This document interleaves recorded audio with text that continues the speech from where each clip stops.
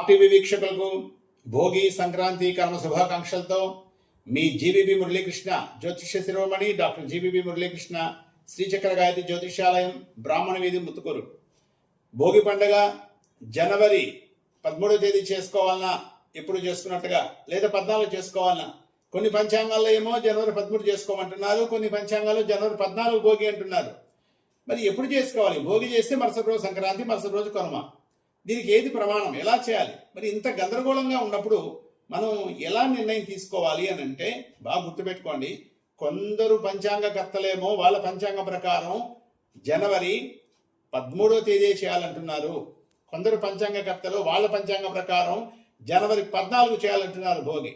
మరి ఏది కరెక్ట్, మనం ఏది ఆచరిద్దాం? రెండు రకాలు ఉన్నప్పుడు మనం చాలా జాగ్రత్తగా ఆలోచించాలి. వాస్తవానికి ఇది ఎందుకు ఇట్లా వస్తుంది అని అంటే గణితాలు రెండు రకాలు ఉన్నాయండి, పూర్వగణితము, దుర్గణితము. పూర్వగణితం ఎవరైతే పంచాంగకర్తలు రాస్తున్నారో వాళ్ళందరూ కూడా జనవరి 14వ తేదీనే భోగి పండగ చేయాలి, 15 సంక్రాంతి, 16 కనుమ అని చెప్తున్నారు. ఇక దుర్గణితంలో పంచాంగం ఎవరు రాస్తున్నారో వాళ్ళందరూ కూడా జనవరి 13 భోగి, 14 సంక్రాంతి, 15 కనుమ అని రాస్తున్నారు. మరి ఏది కరెక్ట్, ఎలా ఫాలో అవ్వాలి? వాస్తవానికి మనకు దుర్గణితమే ప్రామాణికం. దుర్గణితం అంటే ఫర్ ఎగ్జాంపుల్ ఇప్పుడు దుర్గణితంలో పంచాంగం రాసే వాళ్ళందరూ కూడా ఇక్కడ ఒకటే గుర్తుపెట్టుకోండి, మనకు సంక్రాంతి ఎప్పుడు నిర్ణయించాలి అంటే రవి సంక్రమణం బట్టి. రవి సంక్రమణమే సంక్రాంతి. సంక్రాంతి అంటే రవి అంటే సూర్యుడు ధనుసు రాశిలో నుంచి మకర రాశిలోకి వస్తాడు. ఎందుకని మకర రాశి అంటే విశేషం? 12 రాశులు ఉన్నాయి కదా. అంటే మకర రాశిలోకి సూర్యుడు ప్రవేశించితే అక్కడి నుంచి మనకు ఉత్తరాయణ పుణ్యకాలం అంటాం, దేవతలకు సంబంధించిన కాలం. ఆ ఉత్తరాయణ పుణ్యకాలం ప్రారంభం అవుతుంది కాబట్టే ఇది ఇంత విశేషం. మరి ఉత్తరాయణ పుణ్యకాలం ఎప్పుడు ప్రారంభమవుతుంది? రవి ఉత్తరాషాఢ నక్షత్రం 2వ పాదంలోకి రావాలి, అంటే మకర రాశిలోకి రావాలి. దృగ్గణితం ప్రకారం అయితే ఆయన అంటే రవి సూర్యుడు జనవరి 14వ తేదీన మధ్యాహ్నం 3:08 మకర రాశిలో ప్రవేశిస్తున్నాడు. మరి అలా ప్రవేశిస్తే ఖచ్చితంగా 16 గంటలు మాత్రమే పుణ్యకాలం ఉంటుంది కాబట్టి సూర్యాస్తమయం లోపల పుణ్యకాలం అయిపోతుంది కాబట్టి ఆ రోజే అంటే 14వ తేదీ సంక్రాంతి చేయాలి, 13 భోగి అనేది దృగ్గణిత శాస్త్రవేత్తలు చెప్తున్నది. అదేమో 100% కరెక్ట్. మరి పూర్వగణిత శాస్త్రజ్ఞులు అంటే కొందరు ఏం చేస్తుంది మీరు గమనించండి. కొందరు పంచాంగకర్తలు ఈ సూర్య సంక్రమణం అంటే రవి మకర రాశిలోకి రావడాన్ని కొందరేమో రాత్రి 8:12 అంటున్నారు 14వ తేదీ, కొందరేమో రాత్రి 8:43 అంటున్నారు, టీటీడీ వాళ్ళైతే రాత్రి 9:11 అంటున్నారు. మరి సూర్యుడు ఒకరే కదా, మరి ఇన్ని రకాలుగా ఉంటారు కదా, ఇందులో ఏదో ఒకటే కరెక్ట్ ఉంటుంది.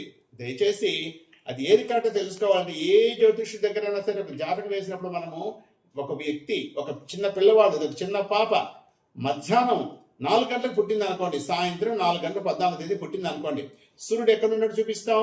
ఖచ్చితంగా సూర్యుడు మకరంలోకి వచ్చేసి ఉంటాడు. ఎందుకని ఎలా చెప్తున్నానంటే అదే కన్యా రాశిలో లేదా కన్యా లగ్నంలో పుట్టిన బిడ్డ ఉంటే, పంచమంలో రవి ఉంటే అది బాలాదృష్ట దోషం. మరి దోషాలు తెలియాలంటే రవి స్థితి ఖచ్చితంగా తెలియాలి. మరి ఇంత ఖచ్చితంగా తెలియాలంటే రవి సంక్రమణం చాలా ముఖ్యం. ఈ రవి సంక్రమణం దుర్గణిత ప్రకారం చేసుకోవడం కరెక్ట్. వాళ్ళు చెప్పేది 100% కరెక్ట్. అయితే మరి పూర్వగణిత పంచాంగకర్త రకరకాలుగా రాసినప్పటికీ దయచేసి నాకు విన్నపం ఏంటంటే అందరికీ కూడా మనము ఇళ్లలో ఎట్లా చేసుకున్నా పర్లేదండి. భోగి పండుగ అనేది 13వ తేదీ కొందరిళ్ళ ముందు, 14వ తేదీ కొందరిళ్ళ ముందు చేస్తే ఎంత అసహ్యకరంగా ఉంటుంది. మన హిందూ ధర్మంలో ఎంత అనైక్యతగా ఉంటుంది ఒక్కసారి ఆలోచించండి దయచేసి. కాబట్టి మనమందరం కూడా దుర్గణిత ప్రకారం కరెక్ట్ అయినప్పటికీ కూడా టీటీడీ వాళ్ళని దయచేసి కోరుకుంటున్నాను, ఇక నుంచి భవిష్యత్తులో మీరు కూడా దుర్గణితమే ఫాలో అవ్వండి. ఎందుకంటే ఇప్పుడు కూడా టీటీడీ పంచాంగం కానీ ఏ పంచాంగం అయినా చూడండి, గ్రహణాలు వచ్చినప్పుడు ఏ పంచాంగ కర్తల మధ్య తేడా రాదు. మనకి ఎప్పుడు గ్రహణాల్లో రేపు మార్చి 3 గ్రహణం రాబోతుంది, మార్చి 2 గ్రహణం అని చెప్పి ఏ పంచాంగంలో రాయరు, మార్చి 4 గ్రహణం అని ఏ పంచాంగంలో రాయరు. కేవలం ఇక్కడికి వచ్చేది ఈ గొడవ.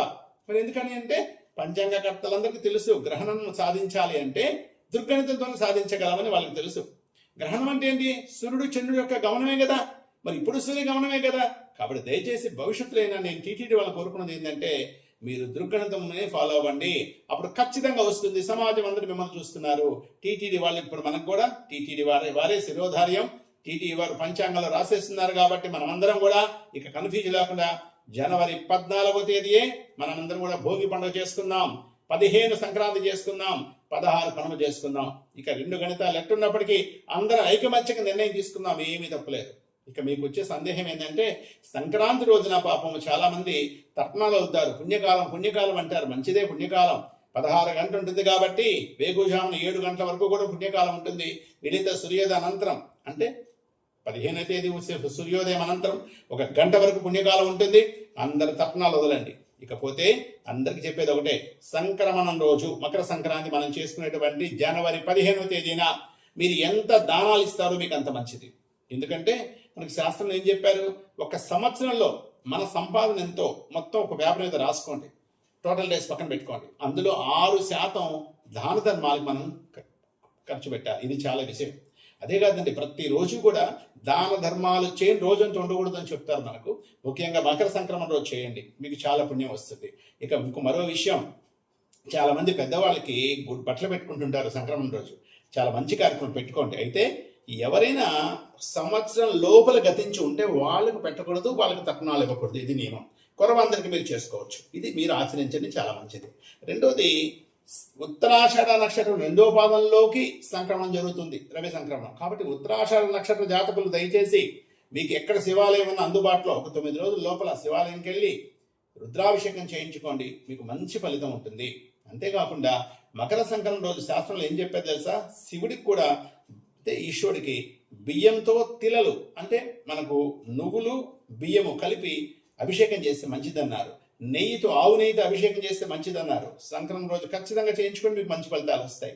అంతేకాకుండా ఇక భోగి రోజు చూద్దాం. భోగి రోజు అంటే మనం అనుకున్నాం కదా, జనవరి 14 భోగి. మన ఇళ్లలో ఉండేటువంటి చెత్త చెదారం సామాన్ అంతా మొత్తం దిష్టి తీసి బయట మంట వేసేయడం ద్వారా ఒక చెడు వెళ్ళిపోతుంది. అంతేకాకుండా గంగిరెద్దుల వాళ్ళు, హరిదాసులు అందరిని మీరు ఆదరించండి. మన సంస్కారం మనందరం కాపాడుకోవాలి. మన సంస్కృతి అంత గొప్పది. అంతేకాకుండా చిన్నపిల్లలు ఉంటే ఆ రోజు భోగి పళ్ళకు వస్తారు. ఇవన్నీ చాలా ఆనందకరమైన విషయం. ఇక మకర సంక్రమణ రోజు నేను చెప్పిన దాన ధర్మాలు ఇవ్వండి. ఈ దాన ధర్మాల్లో దానాలు ఏం చేయొచ్చండి, ఏం చెప్పారు శాస్త్రంలో, విసనకర్ర ఇమ్మన్నారు, కూరగాయలు ఇమ్మన్నారు, దుంపకాయలు ఇమ్మన్నారు, సువర్ణం బంగారు దానం ఇమ్మన్నారు. మీకు ఎంత అవకాశం ఉంటే దేవండి. బియ్యం దానం ఇమ్మన్నారు, వస్త్రదానం చాలా విశేషం అన్నారు. దానానికే విశేషం మకర సంక్రమణం.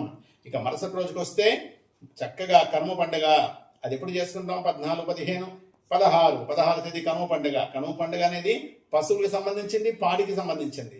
సో దయచేసి ఇక నుంచి మీకు ఎలాంటి సందేహం వచ్చింది, ఎందుకంటే ఇలా పంచాంగం రకరకాలు రాసినప్పుడు నన్ను సంప్రదించండి. నా ఫోన్ నెంబర్ 9949919830.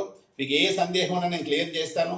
మనందరం కూడా ఐకమత్యం ముందుకు పోవడం ముఖ్యం. ఎన్ని పంచాంగాలు ఉన్నా దయచేసి అందరి మధ్య ఒక ఐకమత్యం తీసుకున్నాం. దయచేసి ఈ విషయంలో రాష్ట్ర ప్రభుత్వాన్ని విన్నవించుకున్నది ఏంటంటే, ఒక సమావేశం పెట్టి పంచాంగ ఖర్చు అందరిని కూర్చోబెట్టి అందరి సమిష్టి నిర్ణయంతో వీలైతే కొన్ని పండుగలు వచ్చి దుర్గణితం వాళ్ళకి, కొన్ని పండుగలు వచ్చి పూర్వగణితం వాళ్ళకి కూడా వాళ్ళు నచ్చినట్టుగా మన అందరూ ప్లాన్ చేసుకుని నిజంగా ఏం జరుగుతుందో చూసుకొని ఒక నిర్ణయం చేసి ఒకే పంచాంగం ఫాలో అయిపోతే భవిష్యత్తు ఇట్టుండవు. ఎందుకంటే ఒక పండుగ కాదండి, ప్రతి పండుగ ఇలా వస్తున్నాయి. ఇలా రాకూడదని, మన హిందువుల మధ్య పండుగల విషయంలో ఎలాంటి అనైక్యత రాకూడదని అందరికీ మరొకసారి భోగి సంక్రాంతి కర్మ శుభాకాంక్షలతో మీ మురళీకృష్ణ. చరిత్ర సృష్టించినోడు ఇప్పుడు ఆ చరిత్రని తిరగరాయబోతున్నాడు. అబద్ధాల గోడల్ని బద్దలు కొట్టి నిజాలను రాగా మీ ముందుంచబోతున్నాడు. నిజమైన వార్తల కోసం వెంటనే డౌన్లోడ్ చేసుకోండి